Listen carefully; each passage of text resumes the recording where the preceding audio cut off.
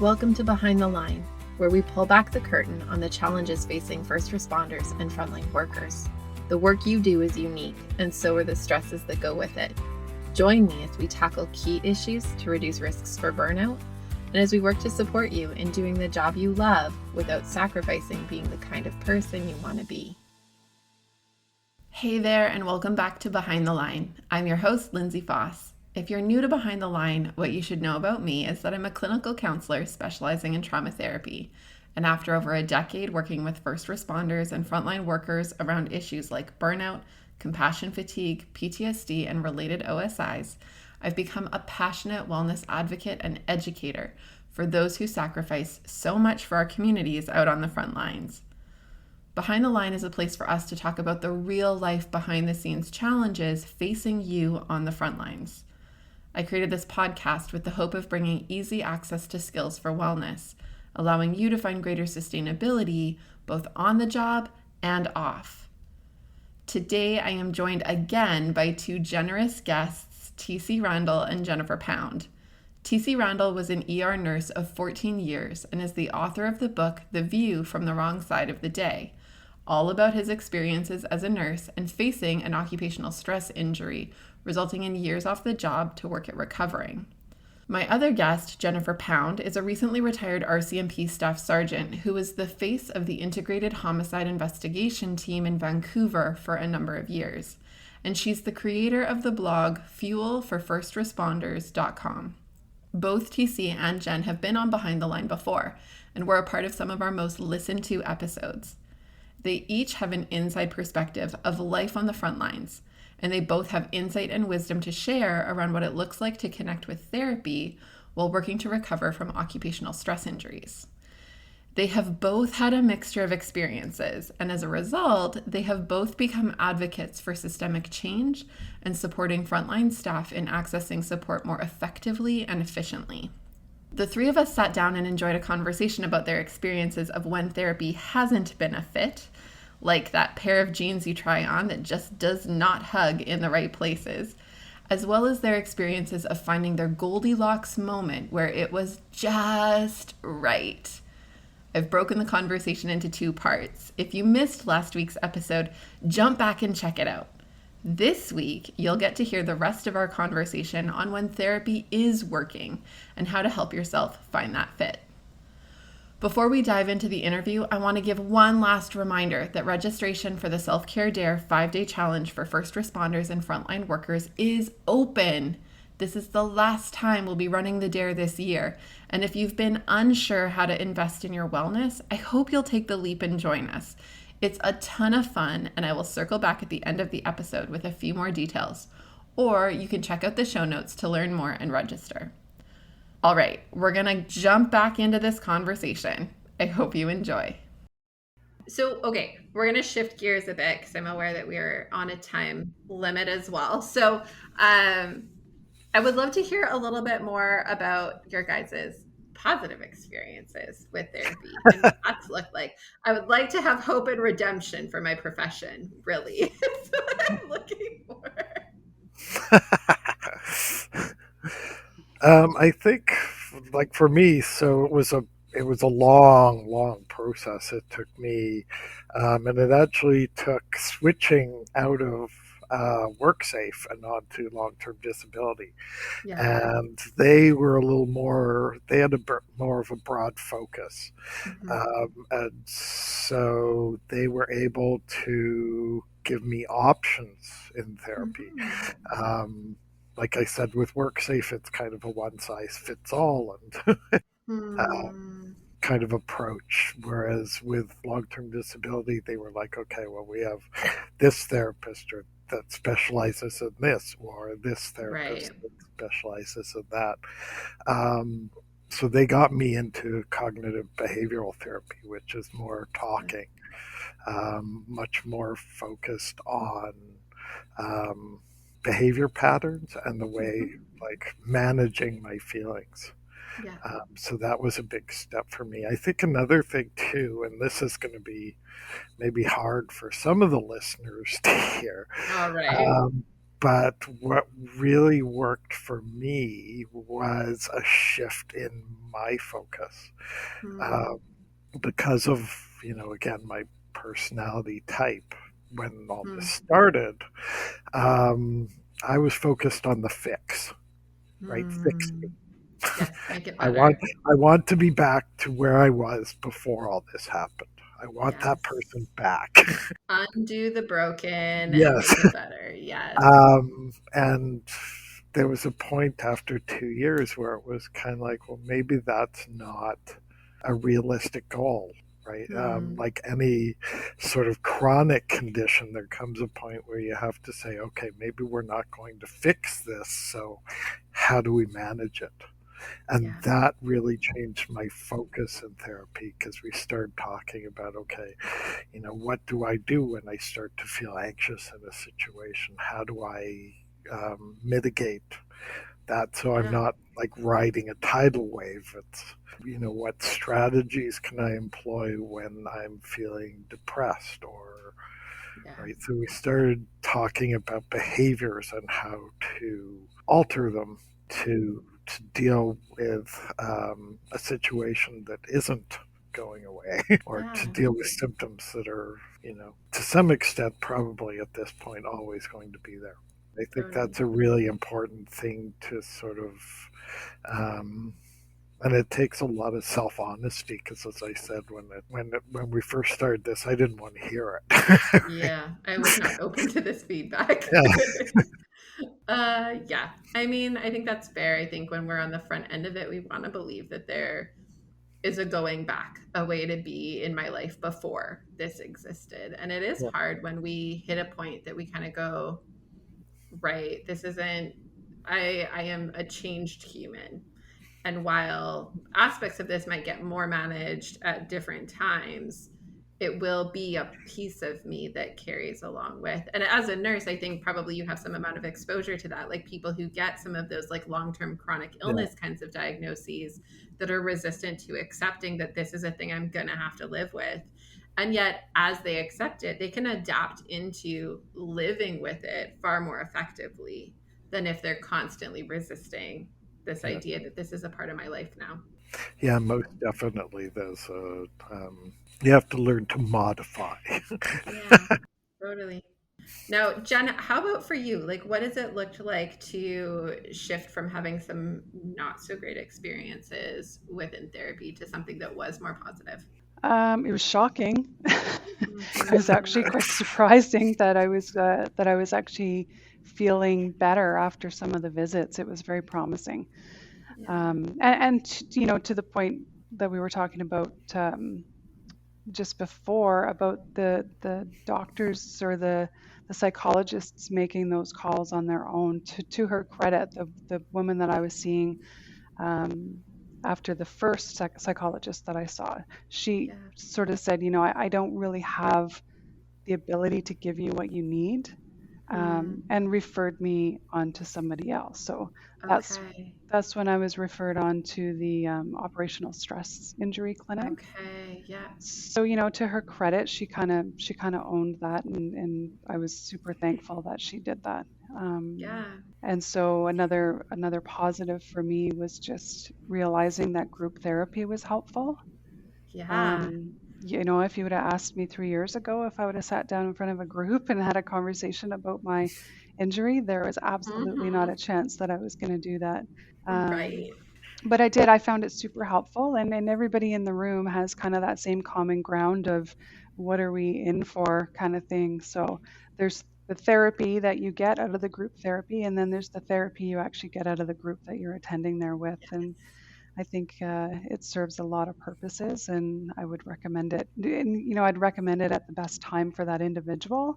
If they're not Yeah. ready for it, then they're not going to get much out of it. But that was certainly an eye opener for me. Just Hmm. having a closer relationship and getting to a point where I felt like my psychologist understood me, and could really explain to me the kind of day I was having and why things were happening. And it just put a lot of stuff into perspective and made me go a little bit easier on myself. Yeah.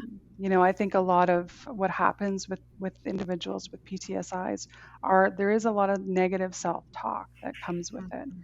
So trying to work through that with the help of a psychologist was very, very helpful for me.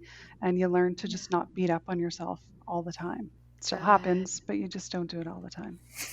Right? Moderate the frequency. Yeah, Yes. yeah, Totally. Yeah. I love that kind of perspective. And I mean, I think there are a few gems in there. Like I think that the recognition of being open to things that you may not think are going to be a great fit, but being willing to try, which is hard when you're dealing particularly with a PTSI. I think also when you're highly anxious or depressed or other mental health concerns that can come as a result of the work. It's not always post-traumatic stress, but um we can wrestle with our sense of safety, we can wrestle with our sense of trust, we can wrestle with our sense of energy, like our willingness to try a new thing feels like it just adds one more thing that is too much and tips the scale when my brain isn't in a great place. yes, And so the willingness to even try a group and then discover that actually that did really serve a need for me is really fantastic. And I love that as even just a learning piece for those listening to maybe take as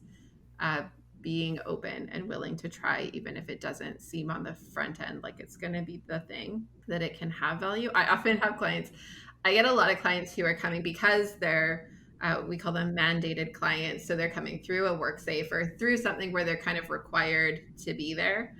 And it's always funny to me because I get a lot of these clients who are very like gruff and resistant. And I've legitimately gotten things like, especially when I was younger, less now. A lot of the like, so little girl, what do you have to offer me kind of thing.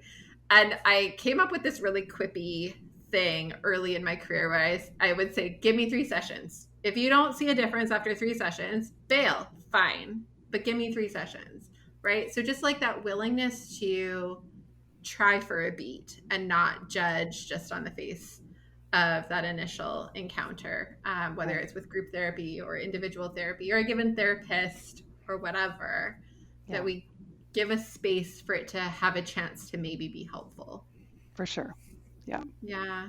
And there's also this piece, and I think you've both kind of identified it, that within this profession of psychology, whether it's psychologists, therapists, psychiatrists, even, um, there's a broad spectrum of us. And it, to some extent, is like a medical doctor, right? Like you see your GP, and your GP is a bit of a jack of all trades and master of none. Like they see a huge range of medical conditions. They're not an expert on any given one of them necessarily. They're a bit of a hub that then refers you to that specialist who does dermatology, or that person who specializes in Alzheimer's, or that person who deals with your seizure disorder, or that person who whatever. And so we, in similar fashion within psychology, there's those who are awesome at dealing with depression. There's those that are specialized in dealing with eating disorders. There's those who love dealing with kids. There's those who, whatever.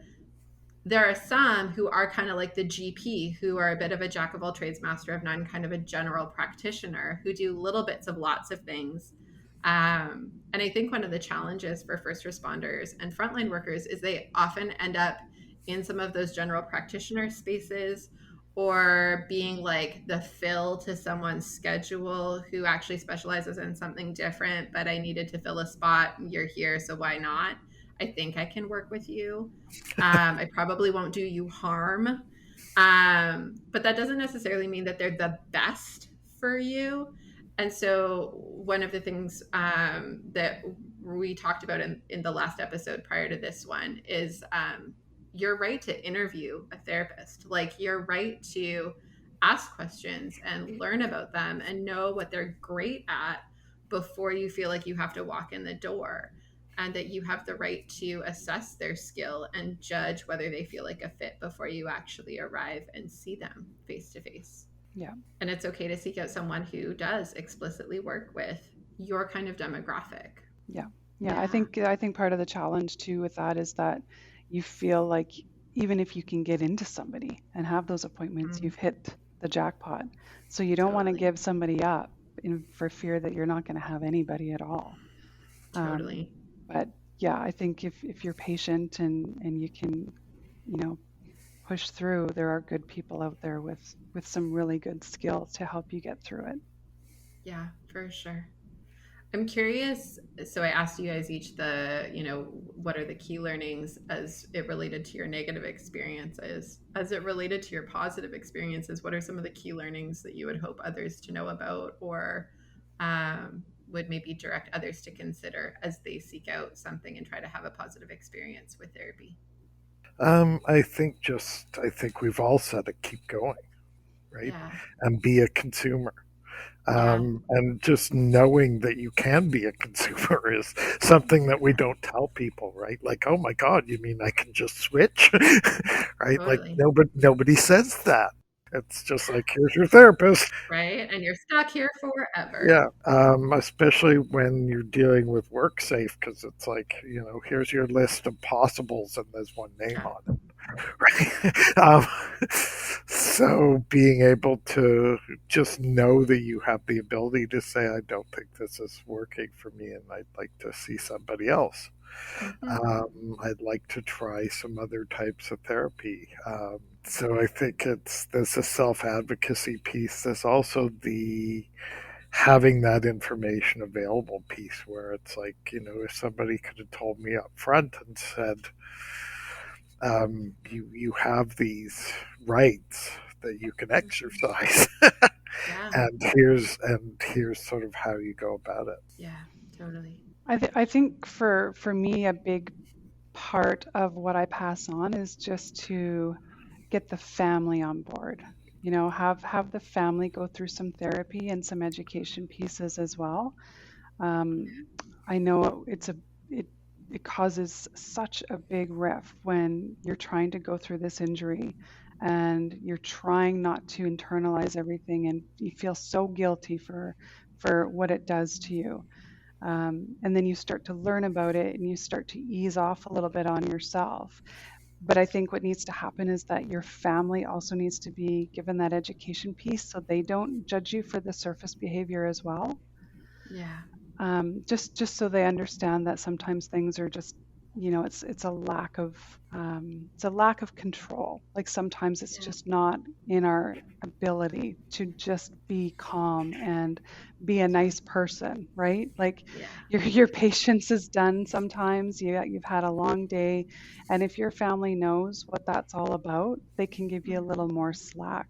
So I think as a family, as a group, spouses, kids, everybody who can get educated on the piece just serves you better in the end.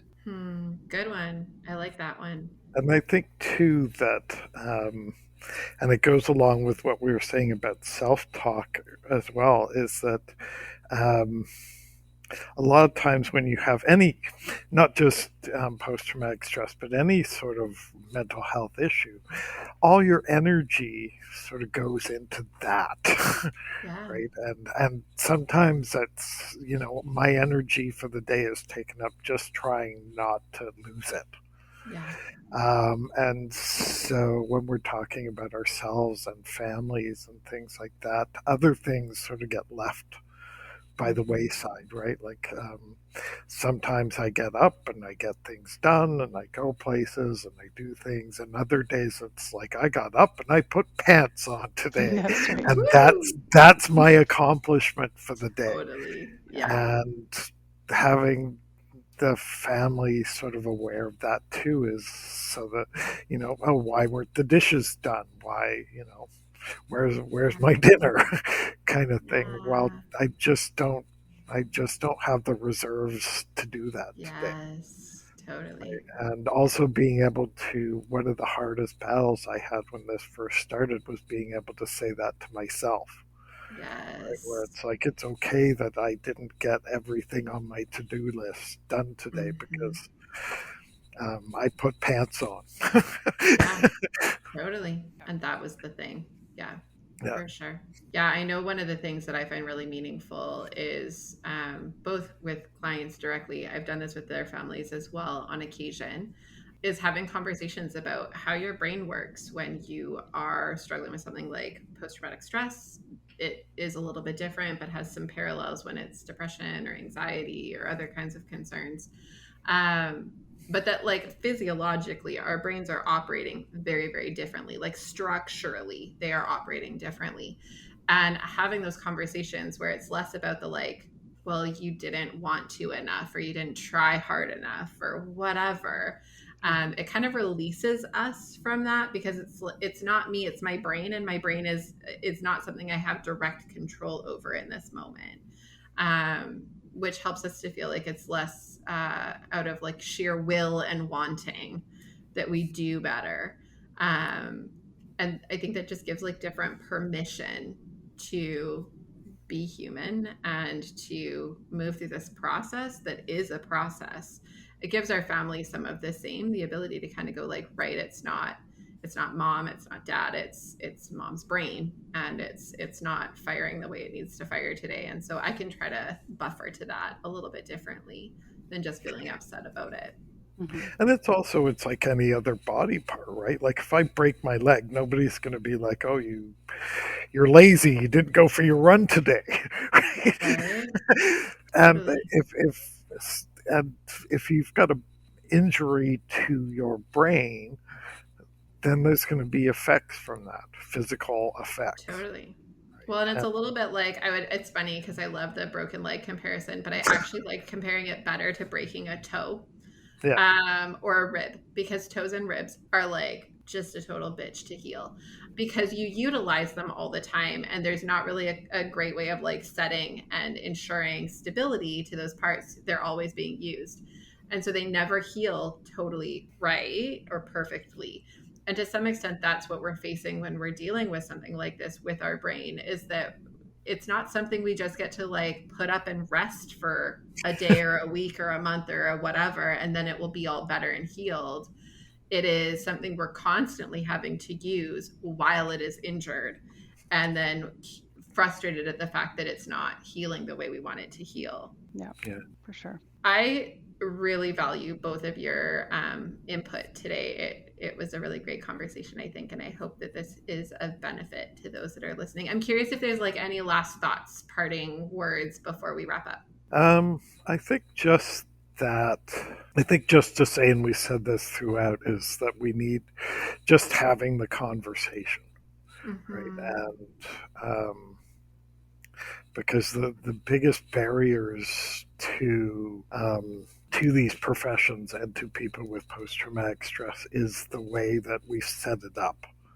And we need to talk about it, and we need to start setting it up differently, both as professions and from a systems point of view, right? Totally. There needs to be talk amongst ourselves about what this looks like, and that it's okay to be injured. Yeah. And then from a structural point of view, there needs to be a much more clear definition of what we're going through and how to go about getting better, because that doesn't exist. Right? Totally. It's just like, oh, something's wrong with you. Here, try and work your way through the system on your own, and everything will be fine. Totally. Yeah. And how about for you, Jen? Any parting thoughts?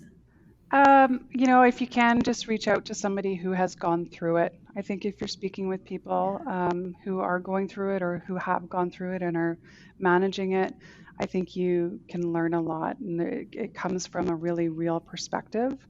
And it will save some time into learning some of the things that you're going to learn. And I think on the topic of learning, I didn't realize how important sleep was in the recovery system. For a lot of us, sleep is non-existent, and you don't really realize how big of a demon that is when it comes to a PTSI. So I think understanding the sleep and how important it is, and doing everything you can to get a good chunk of sleep at a time, is going to really help you in the end. I love that you brought that one up. It's actually funny because I think I want to say in December we're going to do a series focused on kind of those basics, right? Like sleep, nutrition, kind of like a basic need meeting that we all know we should do better at and that they do have an impact for our wellness. But we're going to talk about why they have such a significant impact for our wellness.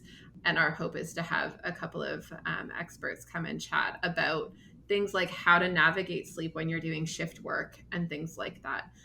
So I love that you brought that piece up, because you're right. It's like basic, and yet we eliminate, like we just don't do it well. And especially if you've done shift work for a long time, it's often to the point that it's physiologically, it feels outside of your control to even fix it, Yeah. because it's been so dysregulated for so long that it feels very outside of our own control. There's so many subtopics, that you could actually do a show on, and it's endless. Like it really is endless. And I know. I think if on the final point for me, it would be watch when you withdraw. Right? Like there's a difference between taking time for yourself and self-care and withdrawing and isolating. Yeah, And I totally. think if you're starting to isolate and withdrawing and you just always need time to be alone and check out, you really, really need to talk to somebody, because that's Yes. where the beginning of it all can surface. And just catch Totally. it early. Catch it early and you stand a great chance of not having to manage it as deeply as some might have to manage it. Totally. That's fantastic. Thank you so much, both of you. You're fantastic. And I love that you're both so willing to jump on today. I really appreciate your time. Thanks for the invite. Always great. One last great big thank you to TC Randall and Jennifer Pound for joining me and sharing their insight and wisdom. I will link to TC's book in the show notes, as well as to Jenn's fantastic blog. Please go check both of those out. Don't forget to register for the Self-Care Dare 5-day challenge for first responders and frontline workers. Registration is currently open until November 1st at 11:59 p.m. The dare kicks off first thing on November 2nd. Registration is only $10 and includes 5 days of video lessons around 5 key domains for self-care, bonus resources and worksheets to develop a bomb-proof and sustainable self-care plan, access to our private Facebook group to connect, problem solve, and hone our skills, and fun prizes along the way to keep you pushing forward. If you're needing to up your self-care game, join us and take the dare. As always, please reach out and connect if you have any questions or feedback. I love hearing from you and shaping this podcast to echo your needs and interests. If you have feedback you would like me to share with either of my guests today, connect with me and know that I'll pass it along. You can find me on Facebook and Instagram at Lindsay A. Foss, or you can email me at support@thrive-life.ca. Please keep sharing this resource with those you know, and until next time, stay safe.